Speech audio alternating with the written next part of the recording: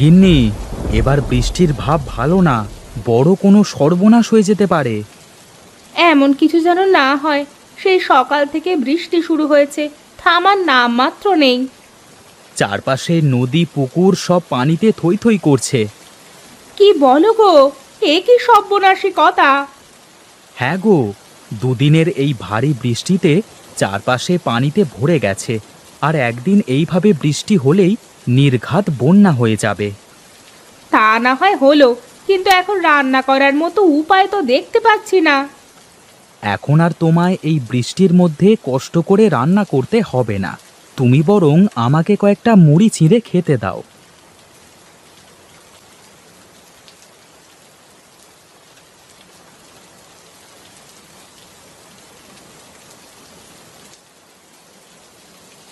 তুমি খেতে থাকো, আমি ভাতের চাল কয়টা একটু টুকা দিয়ে দেখে নিই।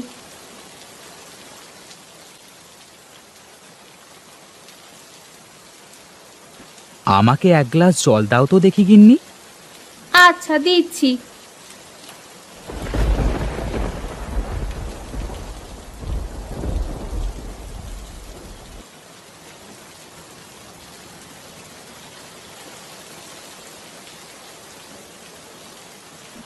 আহ, মুড়ি কয়টা খেয়ে পেটে একটু ধস ধরলো। তুমি এখন শুয়ে বিশ্রাম করতে থাকো, আমি আমার কাজ করি।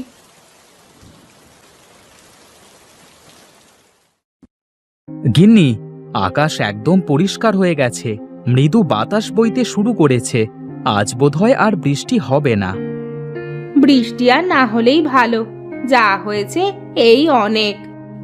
সেই সকাল থেকে গরুগুলো আমার অনাহারে আছে। যাই, গরুগুলোকে কয়টা খেতে দিই। তুমি গরুর খাবার দাও, আমি রান্নাঘরে ঢুকলাম।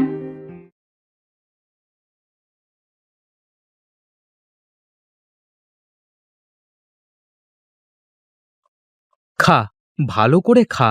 সেই সকাল থেকে না খেয়ে আছিস। এই যে শুনছো, আমাকে একটু আগুনটা দিয়ে যাও তো। ম্যাচ তো ঘরে, তুমি বসো, আমি এনে দিচ্ছি।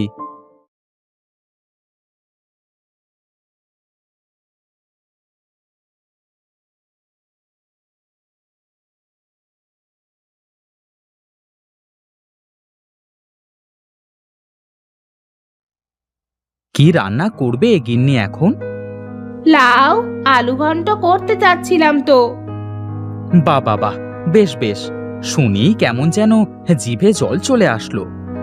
ঠান্ডার দিনে ঠান্ডা তরকারি ভালোই হবে।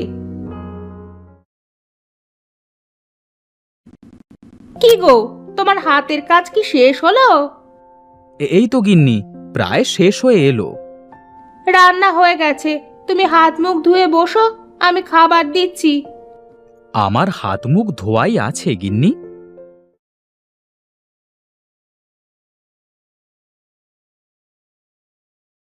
আর একটু তরকারি দেবো তোমাকে? আগে পাতেরগুলো খেয়ে শেষ করে নি, তারপর দেখা যাবে। দাও, কয়েকটা ভাত দাও দেখি।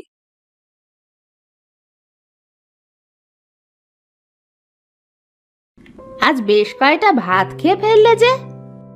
তরকারিটা বেশ মুখে ধরেছে গিন্নি। আজ আমার রূপার কথা মনে পড়ে গেল। অনেকদিন হলো রূপাকে দেখি না, তুমি বরং রূপাকে একবার গিয়ে দেখে আসো। ঠিক আছে, দেখব কালকে যেতে পারি কিনা।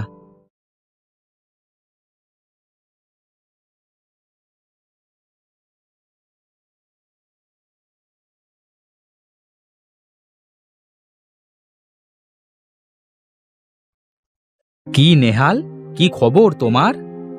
কি আর বলবো ভাই, বৃষ্টির পানিতে মাঠের সব ফসল ডুবে গেছে। হ্যাঁ, মাঠে কোনো ফসল দেখা যাচ্ছে না, সব শুধু পানি আর পানি।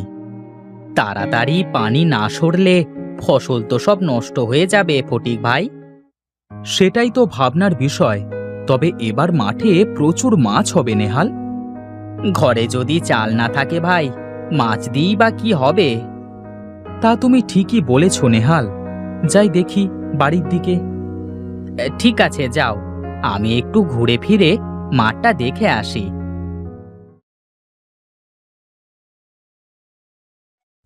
আহা, কত সুন্দর এই মাঠ ঘাট পুকুর! মানুষ যে কিভাবে এই গ্রাম ছেড়ে শহরে বাস করে!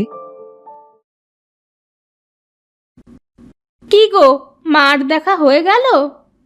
হ্যাঁ গো গিন্নি, মাঠে শুধু পানি আর পানি, যেদিকে তাকাই সব দিকে পানি।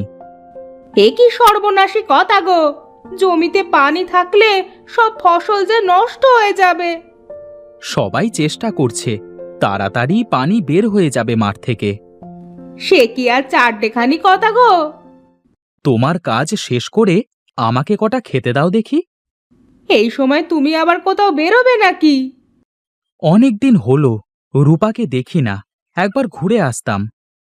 তাহলে যাও না একবার, মেয়েটাকে কতদিন হলো দেখি না, পারলে সাথে করে একটু নিয়ে আসো।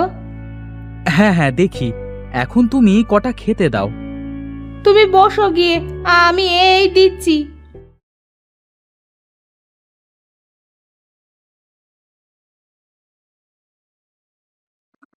কই গো গিন্নি, আমি চললাম। এই নাও, সাথে করে এটা নিয়ে যাও। এতে আবার কি দিয়েছো? কয়টা ভাপা পিঠা বানিয়ে দিয়েছি, রূপার আবার ভাপা পিঠা খুব পছন্দ।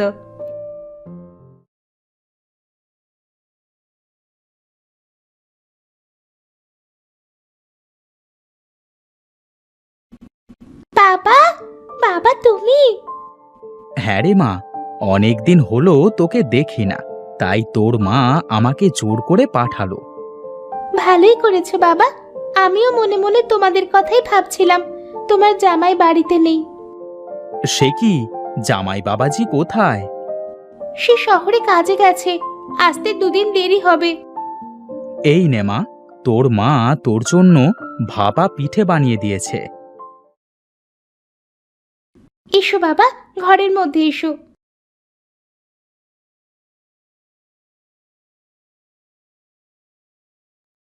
বাবা, তুমি বসো, আমি তোমার জন্য খাবার নিয়ে আসি।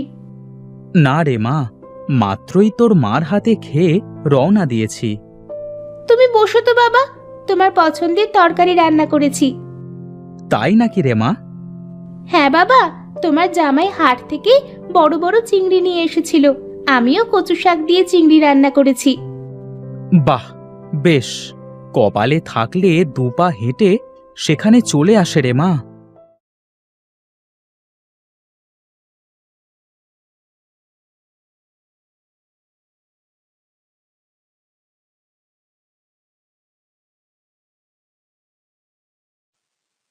জামাই তো নেই মা, তুই বরং চল, আমাদের সাথে একদিন থেকে আসবি।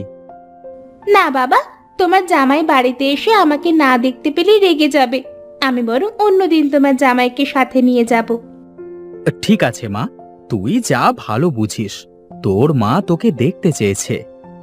তোমার জামাই আসলে একদিন গিয়ে মাকে দেখে আসো বাবা। তাহলে আজ আমি চলি রে মা। এক্ষুনি চলে যাবে বাবা? হ্যাঁ রে মা, তোর মা একা একা বাড়িতে আছে যে। ফটিক ঘর থেকে বেরিয়ে পড়ে এবং বাড়ির পথে চলতে শুরু করে। রূপা বারান্দায় দাঁড়িয়ে অপলক দৃষ্টিতে বাবার চলে যাওয়া দেখতে থাকে।